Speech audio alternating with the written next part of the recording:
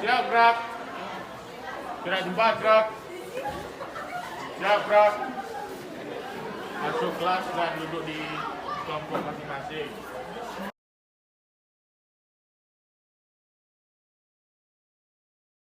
Warahmatullahi wabarakatuh. Waalaikumsalam warahmatullahi wabarakatuh. Pagi ini kita akan belajar bahasa Indonesia. Pada ketua silakan disiapkan dan kita Asmaul Husna dan baca Al-Quran. Gerak. Maka gerak. Doa mulai.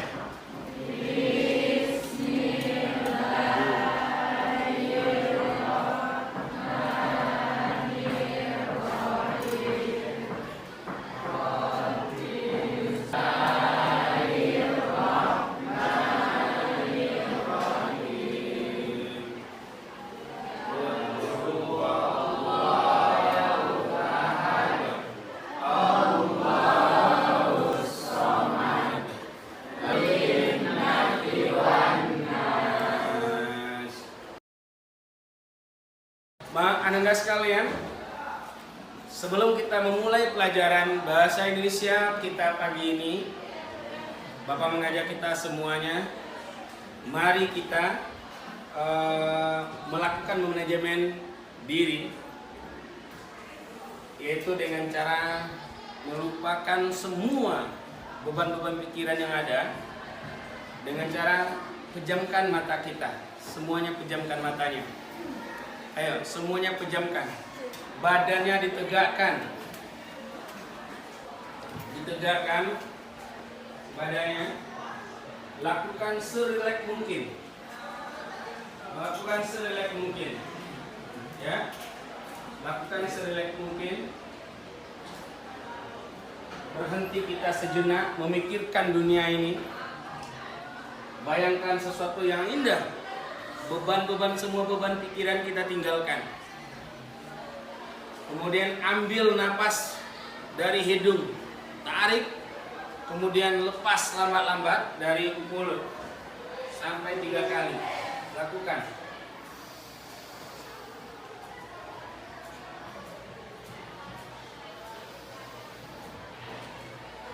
Rasakan bahwa Anda sedang menikmati keindahan yang sangat indah sekali. Baik, selesai. Pejamkan mata Anda. Coba, apa yang Anda terasa hari ini?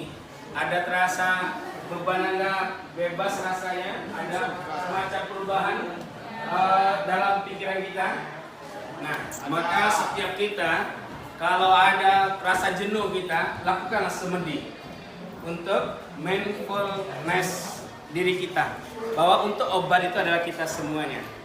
Oke, aplaus untuk kita semuanya.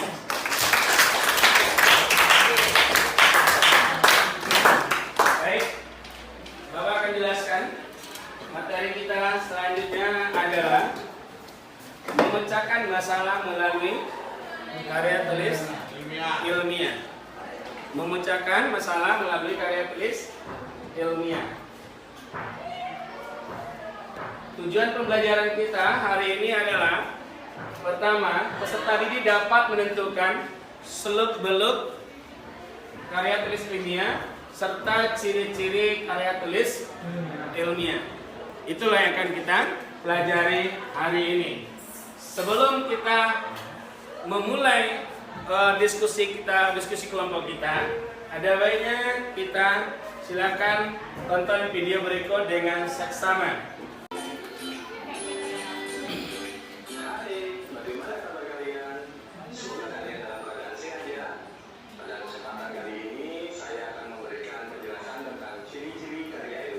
Ilmiah yang terakhir adalah bahasa karya ilmiah memiliki kebakuan sesuai dengan kaidah bahasa. Nah, ya, baik. Nah, itu adalah tontonan video kita yang pertama. Nah, sekarang Bapak ingin lihat apa yang bisa Anda ambil yang sebentar ini dari video. Ya, silakan. Si Azhar. Assalamualaikum warahmatullahi wabarakatuh. Karya ilmiah memuat beberapa ciri-ciri.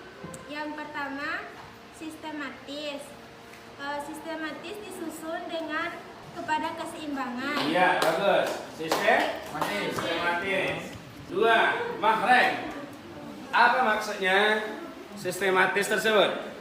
Sistematis ialah disusun secara terperinci atau. Nah, setelah kita nonton video tadi, maka sekarang tugas kita adalah mendiskusikan bagaimana karya tulis ilmiah itu kita kupas sedalam-dalamnya dalam bentuk kita bergotong royong. Nah, bergotong royongnya dalam bentuk nanti masing-masing kelompok Bapak beri satu topik. Nanti masing kelompok itu bertanggung jawab untuk mendiskusikan dengan kelompok kecil tentang apa yang dibahas dalam materi yang Bapak kasih itu. Kemudian setelah itu silakan nanti kita presentasikan dengan menggunakan galeri. Metode galeri. Baik, kita sudah duduk dengan kelompok kita masing-masing. Kelompok 1 silakan diskusikan seluk-beluk karya tulis ilmiah dan ciri-cirinya. Sudah tahu? Ayo, silakan langsung diskusi. Kelompok 2 mendiskusikan tentang jenis-jenis karya tulis ilmiah. Mana kelompok 2? Menggunakan 5W, ada QR-nya untuk penambahan materi. Silakan di scan QR tersebut. Nanti akan ada materi. Bapak kasih waktu diskusinya 20 menit ya. Waktu mendiskusikannya. Selamat bekerja.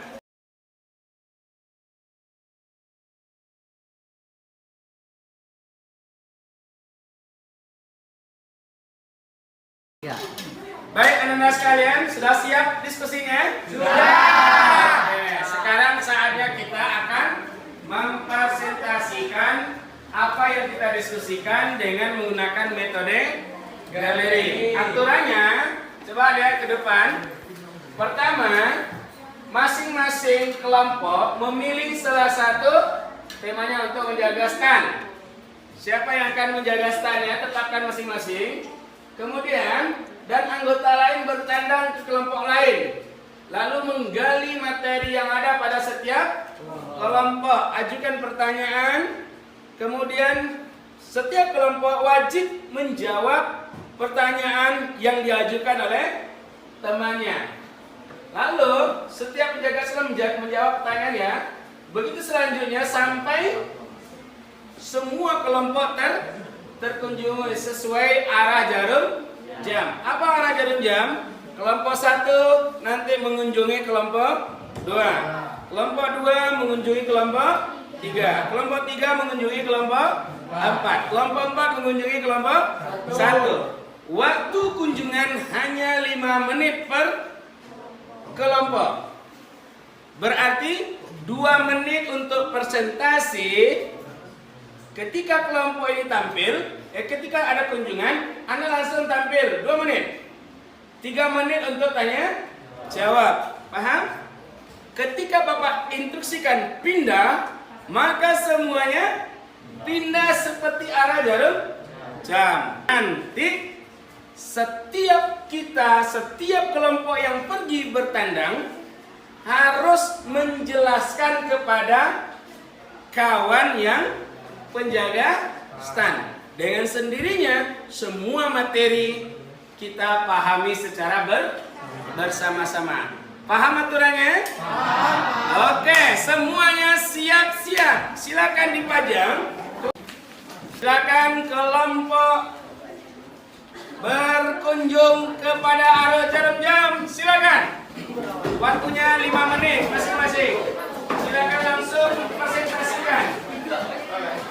Baiklah, saya perwakilan dari kelompok 2 akan mempresentasikan hasil diskusi kami mengenai jenis-jenis karya tulis ilmiah. Yang pertama adalah makalah. Makalah merupakan karya tulis ilmiah yang menyajikan sebuah berat umum, kesimpulan penelitian tentang masalah yang muncul dalam karya ilmiah. Baiklah, silakan bertanya.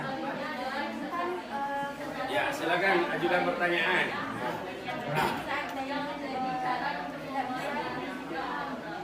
Berarti karya ilmiah itu harus diganti topik atau mungkin dilakukan penelitiannya.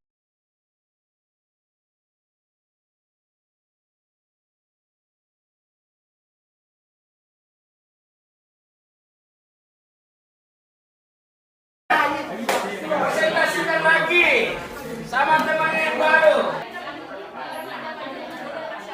Masalah tarian goyang.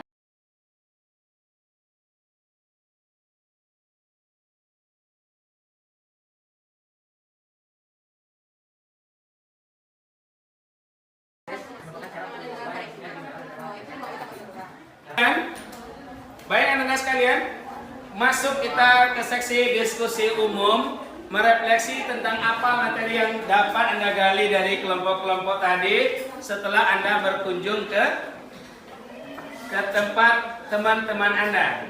Maka hal ini kita akan merefleksi apa yang bisa Anda ambil. Silakan kelompok 1, apa yang bisa Anda ambil dari kelompok 2? Yang saya ambil yaitu kita dapat mengetahui berbagai jenis dari skripsi merupakan hasil penelitian mandiri yang menjadi syarat untuk lulus S1. Iya, bagus. Selanjutnya, kelompok 2, apa yang bisa Anda ambil dari informasi Anda gali dari kelompok 3? Silakan, Anes. Yang saya ambil dari 6 bagaimana? Iya.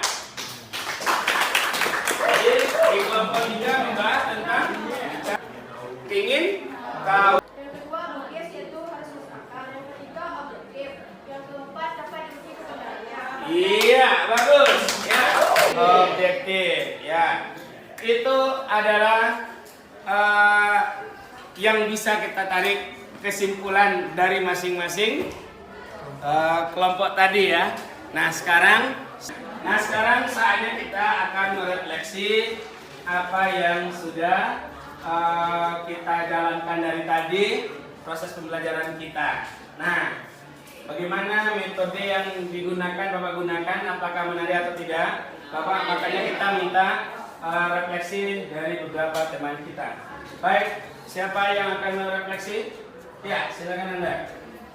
Mungkin saya perwakilan dari teman-teman sekalian. Dalam metode yang digunakan oleh Bapak Nok mungkin sangat menarik untuk kita semua karena kita semua bergerak dan untuk menjaga stans bisa menjaga public speakingnya. Mungkin segitu yang dapat saya sampaikan. Iya. Baiklah, dengan metode yang digunakan ini dapat membuat siswa dan siswi meningkatkan kreativitasnya. Selain itu, dengan menggunakan metode galeri ini, pemahaman untuk memahami materi lebih cepat sehingga tidak membuang waktu yang banyak. Iya, bagus. Anda sekalian, ya sebelum kita menutup materi kita hari ini, bahwasannya begitu banyak yang bisa kita gali ilmu dari itu di dalam memahami karya tulis ilmiah. Dan semua konsep itu harus kita miliki. Bahwa kita adalah calon seorang penulis ya, karya tulisan. Apa yang kita dapatkan dari tadi itu bisa kita amalkan dalam kehidupan kita masing-masing. Berdiri dan menghadap ke depan. Ya. Silakan ambil di tangannya ya. Dilemaskan, dilenturkan selentur-lenturnya. Dilentur-lenturkan selentur-lenturnya, lalu angkat ke atas, digoyang-goyang, lalu hempasin bawah. Wah! Ya, itulah pertemuan kita. Mudah-mudahan kita ketemu pada pertemuan selanjutnya dengan pelajaran materi yang lebih menantang lagi. Assalamualaikum warahmatullahi wabarakatuh. Baik, dalam pembelajaran aksi nyata yang saya terapkan tadi, tergambar jelas bahwa pembelajaran berdiferensiasi dan pembelajaran sosial emosional itu tercakup dalam proses pembelajaran. Pembelajaran sosial emosional yang saya terapkan di dalam proses pembelajaran tadi, ketika pertama masuk itu siswa berbaris. Tujuannya adalah untuk melihat kesiapan siswa untuk belajar. Setelah berbaris, maka siswa perintahkan untuk selalu berdoa dan membaca ayat Al-Quran. Tujuannya adalah untuk bisa memfokuskan dirinya, berempati dengan orang-orang di sekitarnya, sehingga dia betul-betul hatinya jadi tenang ketika masuk dalam proses pembelajaran. Pembelajaran sosial emosional yang diterapkan dengan menggunakan metode dengan teknik apa yang dalam pembelajarannya adalah galeri ini sungguh sangat mengasihkan bagi anak-anak. Pertama, setelah selesai berdoa, berarti kesadaran diri anak itu sudah terbangun. Lalu dengan konsentrasi yang tinggi, dengan mindfulness, dengan menggunakan teknik stop, itu siswa kembali dinolkan kilometernya. Nah, ketika kilometernya sudah nol dan sudah siap siswa itu untuk belajar, maka guru baru menyampaikan tujuan pembelajarannya. Nah, setelah tujuan pembelajaran, siswa dibagi berdasarkan kelompoknya. Nah, untuk proses berdiferensiasinya, ketika ada siswa yang visual, maka ditayangkan video. Audio visual ditayangkan video. Ketika yang visual, yang audio, itu rekamannya bisa didengar di tempat duduk. Nah, ini berdiferensiasinya. Nah, dalam proses pembelajaran emosional, sosial emosional yang tergambar di dalam selama pembelajaran tentang penulis karya tulis ilmiah ini, terlihat jelas bahwa anak-anak sangat menyenangi. Terutama semua potensi-potensi sosialnya dan emosionalnya itu tergali dalam proses pembelajaran yang diterapkan. Proses pembelajaran yang diterapkan dengan menggunakan metode galeri ini, semua anak bergerak, menggali, mengungkapkan semua potensi-potensinya, sebab setiap kelompok dibagi tugas masing-masing. Lalu searah jarum jam nanti akan ada kunjungan dari kelompok yang lain. Setelah karangannya selesai, setelah materinya selesai dibahas dalam bentuk diskusi, maka laporannya itu dipampang di dekat kita, dekat kelompoknya. Nanti akan ada kunjungan kelompok yang lain. Nah, ketika kunjungan kelompok yang lain itu, maka kelompok 1 mengunjungi kelompok 2, kelompok 2 mengunjungi kelompok 3, kelompok 3 mengunjungi kelompok 4, dan kelompok 4 mengunjungi kelompok 1. Tapi yang penunggu stand itu adalah ada orang yang menunggu standnya. Diambil keputusan oleh siswa untuk mengambil keputusan siapa yang menunggu stand dan siapa yang akan berkunjung mencari informasi. Maka terjadilah tanya jawab, mempresentasikan dan tanya jawab di setiap kelompok kecilnya itu. Maka dikasih waktu 5 menit, 2 menit untuk presentasi, 3 menit untuk bertanya. Selesai itu, maka berpindah lagi kepada kelompok yang lain arah sesuai dengan arah jarum sampai semua kelompoknya ini terkunjungi. Nah, ketika itulah proses terjadi bagaimana memupuk kompetensi sosial siswa kita, bagaimana memupuk keterampilan relasi anak-anak kita. Sebab apa? Dia akan berinteraksi dengan kelompok yang lain.